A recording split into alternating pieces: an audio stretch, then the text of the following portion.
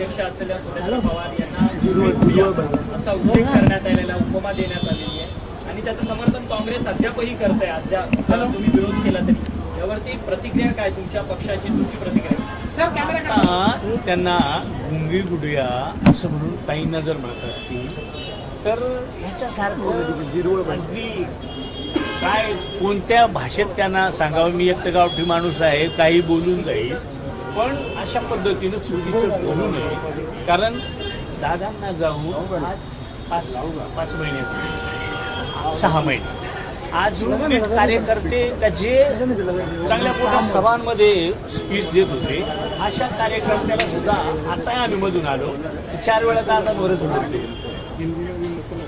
तर ह्या तर एवढ्या मोठ्या दुःखातून जेव्हा हे सगळं सांभाळायचं तर त्यावेळेला त्यांना म्हणा तुम्ही त्या माऊलीला एक आधार देण्याऐवजी तुम्ही त्यांच्या दुःखात पुन्हा त्याला कुठंतरी घसरता, मीठ टाकता, त्याची आग करता, त्या कुटुंबाला पुन्हा दादाची आठवण होत असेल. आणि गुंगी गुडिया म्हणताना पूर्वी इंदिरा गांधींना त्याच्या इंदिरा गांधी आजही आपण सगळेजण म्हणतो का महिलांमध्ये इंदिरा गांधी, भविष्यातही अशाच पद्धतीने इंदिरा गांधी का ज्या तुमच्या आपल्या सगळ्यांच्या नेत्या आणि तुमच्या पक्षाच्या तर नेत्या का त्यांच्या नावावरच आपण सगळे एवढे मोठे झालो.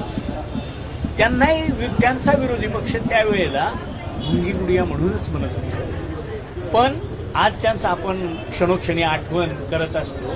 तसंच आज जरी सुमित्राताई असतील तर त्या आज एवढ्या मोठ्या दुःखात असल्यामुळे आज ना उद्या त्या समाजासमोर येतील. समाजाच्या अपेक्षा दादांच्या अप्रोक्ष आता ताईंच्या माध्यमातूनच पूर्ण होतील. अशा पद्धतीनं सगळ्यांना जे काही वाटत होतं आता दादानंतर काय, पण आज नवे प्रवेश त्या ठिकाणी होतात का दादांच्या जागेवर त्याच्या लहानपणापासून त्यांच्या घरात राजकारण, ताईंच्या माहेरी राजकारण, इथं आल्यानंतर दादाबरोबर 35-40 वर्षाचं राजकारण, आणि त्यांना तुम्ही गुंग्या गुडिया म्हणत असाल त्याच्यासारखं वाईट दुसरं कोणतंच नाहीये.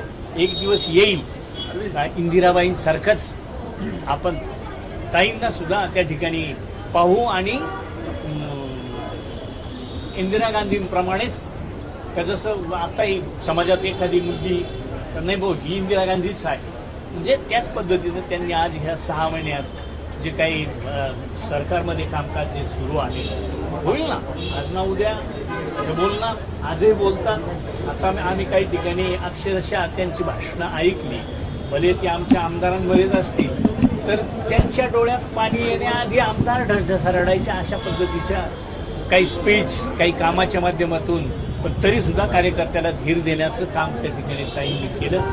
निश्चितच त्यांनी केलेल्या त्या शब्दाचा आणि जे करणारे आहेत त्यांचा सगळ्यांचा मी तरी विचार करतो. आणि त्यांना म्हणा अशा पद्धतीनं महिला आज देशाच्या राष्ट्रपती मुर्मू आहेच ना, चालवतात देश, चालवतात देशाचा कारभार पाहतात. हे राज्याचं तर त्यांच्या घरी एवढ्या वर्षानुवर्ष ते राजकारण किंवा समाजकारण, निवड राजकारण कधीच केलेलं आहे.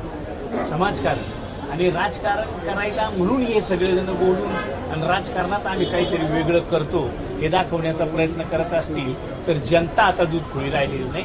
सगळ्यांच्या वतीनं, जनतेच्या वतीनं त्या ठिकाणी आम्ही जे करतो. परंतु आता हर्षवर्धन सपकाळांची पत्रकार परिषद सुरू आहे, ते राष्ट्रवादी काँग्रेस पक्षावरती आरोप करतात आहेत.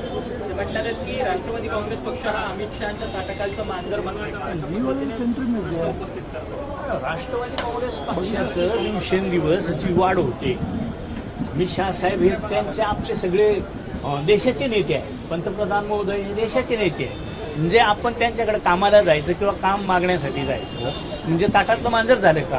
आता मी जात असतो, मी एक वेळ ताटातल्या मांजरासारखा दिसत असेल पण ताईंनी जाणं म्हणजे काय ताटातलं मांजर झालं का? धन्यवाद.